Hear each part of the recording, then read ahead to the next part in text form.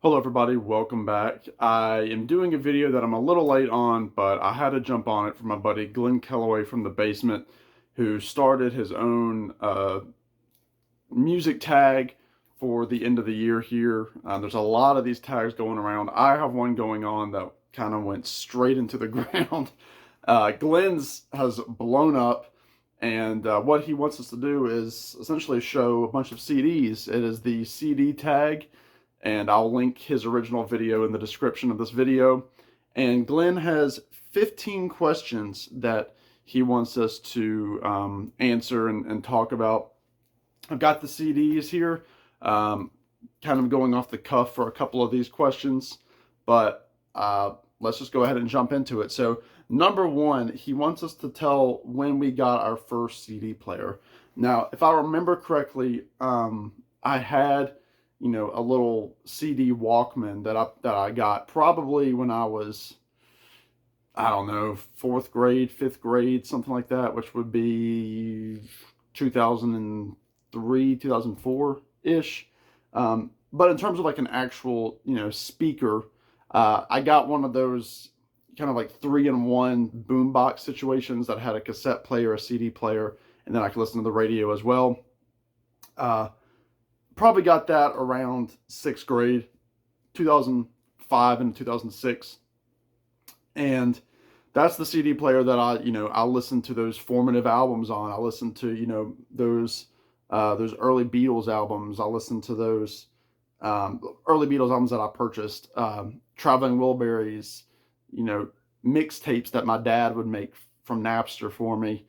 And I slept in a loft, in a loft bed, and the way it was set up was I had a little bit of space on the side to kind of put books and my reading light, and then I had the CD player kind of tucked in there, so I would go to sleep listening to the radio or having those CDs on very low volume, sometimes so my parents couldn't hear in the living room, which is the room over. So I would say around that time for the Walkman that I could kind of carry with me, and then the actual boombox with the CD on it. Number two, the first CD I ever bought, I do not have any idea.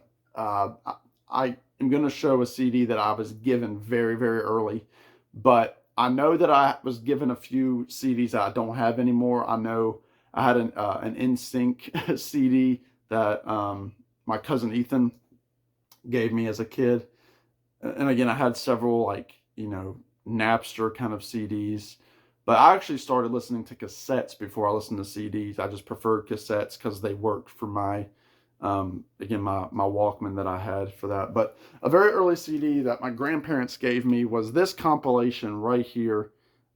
This is 18 Greatest by Johnny Cash. It's just one of hundreds of compilations, not even on a real record label. It's probably unauthorized. This is from 2006. It's got all the stuff, like a lot of the early stuff. So I learned stuff like, obviously Walk the Line, Folsom Prison. But Ring of Fire isn't even on here. But it's got, Ballad of a Teenage Queen, One Piece at a Time, which is a great tune. Guess Things Happen That Way. Oni, Big River, Cry, Cry, Cry, Hey Porter. This was given me early one Christmas by my grandparents. So Johnny Cash, some early CD love there. Most recent CD I purchased, well, I bought two tonight. I was just out and about at Barnes & Noble doing some post-Christmas shopping. My family has another Christmas that we're celebrating on the 1st with some extended family. And I was at a Barnes & Noble, and they were having some great deals post-Christmas. This first one was 40% off, and then I got an extra 10% off for being a member. That is Steve Perry. This is called the Season 3. It's a Christmas album on Dark Horse Records.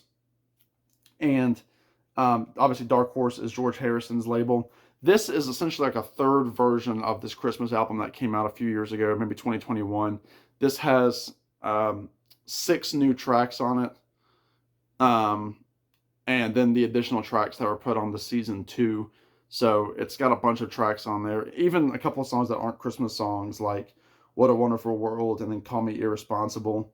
Just some jazzier tunes that he learned as a kid. But Steve Perry from Journey, his voice is very smoky on here. He sounds a lot like Smokey Robinson. So I got that for really a steal.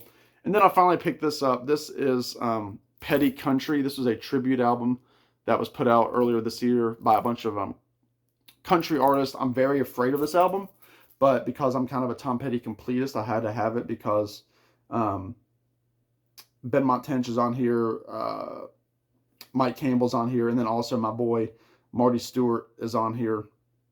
But you got, Chris Stapleton, Dolly Parton, Luke Combs, Lady A, Winona Judd, Jamie Johnson, Willie Nelson and Lucas Nelson, Steve Earle, Margaret Price. So there's good people on here, but then you also have crap like Thomas Rhett, Dierks Bentley, Justin Moore, Brothers Osborne.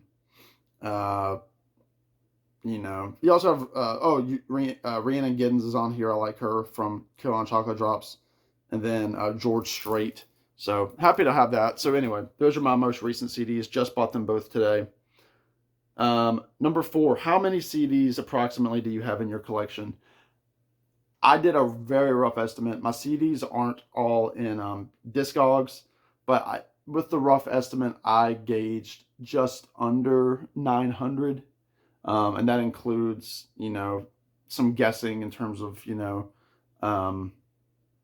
box sets that have different CDs in them. Again, did some rough math, but maybe close to 900. I am going to downsize a few of them, I think, going into the next year.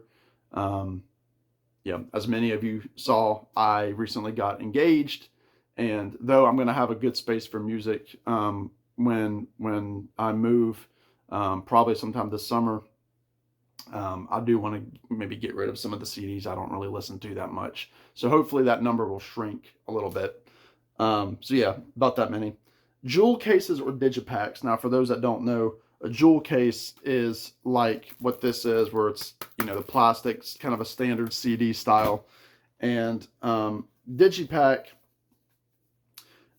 is, kind of like kind of like the Steve Perry album, that cardboard kind of slip.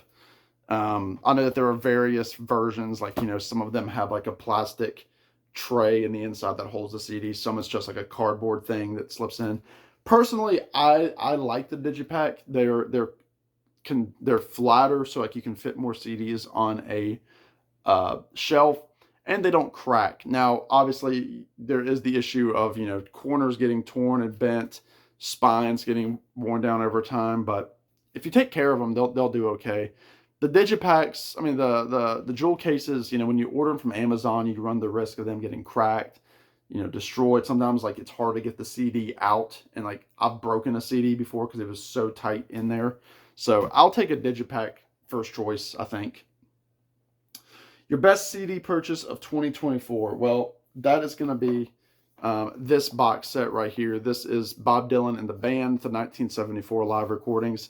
This thing was very hard to get because it sold out the first round, and even the second round, it was, delays on shipping and all this stuff. 27 discs. I've gotten through 9 discs. I had to kind of take a pause on it, but it's very good. It's the Bob Dylan tour with the band in 1974. It was his first real tour in about 8 years, and really, really, really, really good raw vocals from Bob. So this is a really cool thing, and I'm happy I finally got it. Show a live album on CD. Well, I will show this album, which I don't know that I've really ever talked about. This is T.S. Monk live. T.S. Monk is the son of Thelonious Monk. These are a series of 7 recordings recorded in 2016 and 2014. There is some really, really good stuff on here. He does a version of 7 Steps to Heaven, the Miles Davis tune, but great playing. He's a fantastic drummer. If you like that traditional kind of jazz, pick this up. This was actually, I purchased this not knowing what it was. I thought it was a Thelonious Monk record live, and then I got it and it said T.S. Monk, and I was like, what is this? Like, I almost sent it back, but I'm so glad I didn't. If you like good kind of bopping jazz, nothing too crazy, this is really, really good. T.S. Monk live.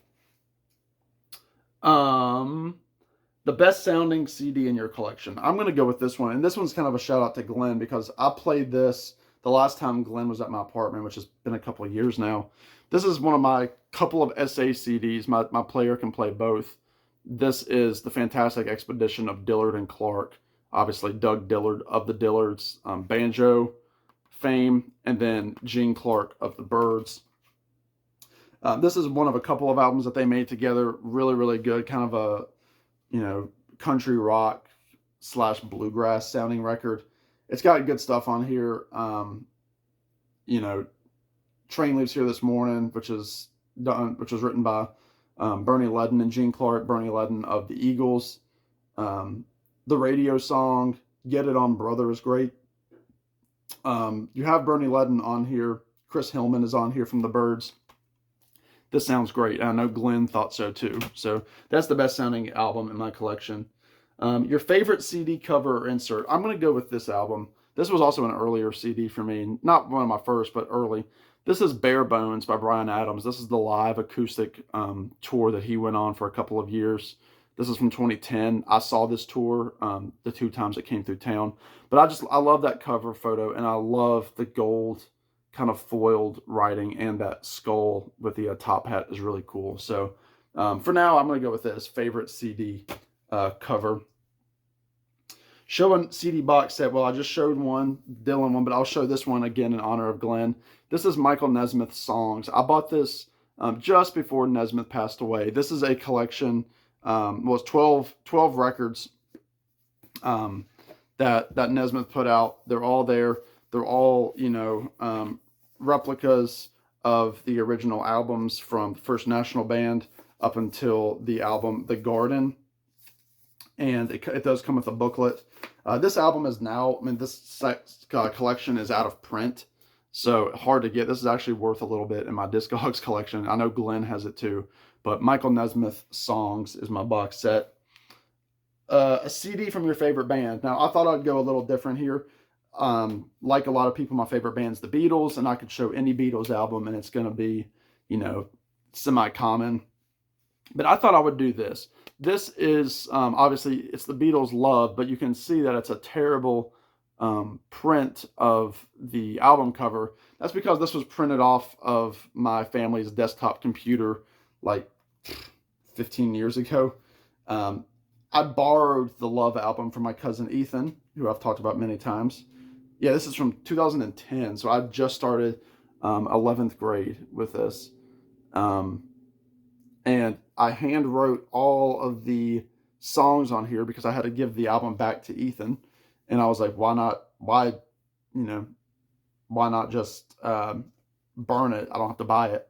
But thankfully, since then, my buddy Robert S. actually gave me Beatles Love probably about a year ago on CD. But I keep this for sentimental reasons. But this is Beatles Love that I burned through Napster in September of 2010. So there's the Beatles. What artist or band do you have the most CDs? I think it's this guy right here, Bob Dylan. All of those CDs are Bob. I just showed the box set that I have. Bob also goes to right here. So these CDs down here are Bob to right there. And then I have his, you can't see, but like down here, those are the collector's edition bootleg series box sets. So, and then I also got the Live from Budokan over in this corner here. So I would say Bob. I've got a lot of Miles Davis too. Most of this is Miles Davis right here, but Bob takes the cake. Do you collect CD and vinyl? Yes, obviously you've seen my channel. I probably am about 50-50 these days of CD and vinyl, but I collect them both. Number 14, have you ever sold your vinyl collection stuck with CD format? No, because this is really my first vinyl collection, and I don't plan on selling it unless times get really hard and I have to sell it. I've got almost all my vinyl on Discogs, so, I'm happy to have that as like an asset. But, I know how physical media comes and goes these days, and I don't plan on getting rid of either format. Will I Sell from my vinyl collection, sure, yeah, I'll sell albums that I don't want, or give albums away, whatever it is. But in terms of like wiping the slate clean, if like some shiny or format comes around in the next 10 years, I don't plan on doing that. So no, I have not sold it, and I don't plan on it. And lastly, number 15, show a CD you would like your viewers to check out and give you some feedback on. Well, I've talked about this band before. This is their debut, called Only Way to Be Alone. This is Good Old War. Now, Good Old War are a vocal trio. I can't remember where they're out of, maybe New York. But Good Old War consists of Keith Godwin, Dan Schwartz, and Timothy Arnold. And essentially, they take letters from their last names and they spell Good Old War. But this is really, really good stuff. If you like three-part harmony, it's fantastic. Timothy Arnold and Dan are fantastic on harmony vocals, with Keith Goodwin, doing the lead vocals. Dan, as a guitar player, is just so good. Look up some of their live, like, radio performances on YouTube by Good Old War. They're currently kind of on they're on a hiatus, but they have a small discography, so they're not too hard to jump into. Dan, the guitar player, is actually currently touring with Gregory Alan Isakov as his guitar player, so he's getting the work in. But check this album out, Only Way to Be Alone by Good Old War, and let me know what you think of it. If you like acoustic but three-part harmony kind of stuff, it's not your typical, like, it's not Americana. It's not. Just let me know what you think of this. I really think that you'll enjoy it. So Good Old War, Only Way to Be Alone. Glenn, that's for you, man. You know I love you. You're one of my best friends here on YouTube. I've got to see you again in person. Miss you. Everybody go check out Glenn's tag. If you haven't done it, go ahead and do it. Again, the video is going to be linked below in the description. Let me know what you think of these CDs. Again, check out the Good Old War record. And in the meantime, y'all be good. Take care. We'll see you in the next one. Bye now.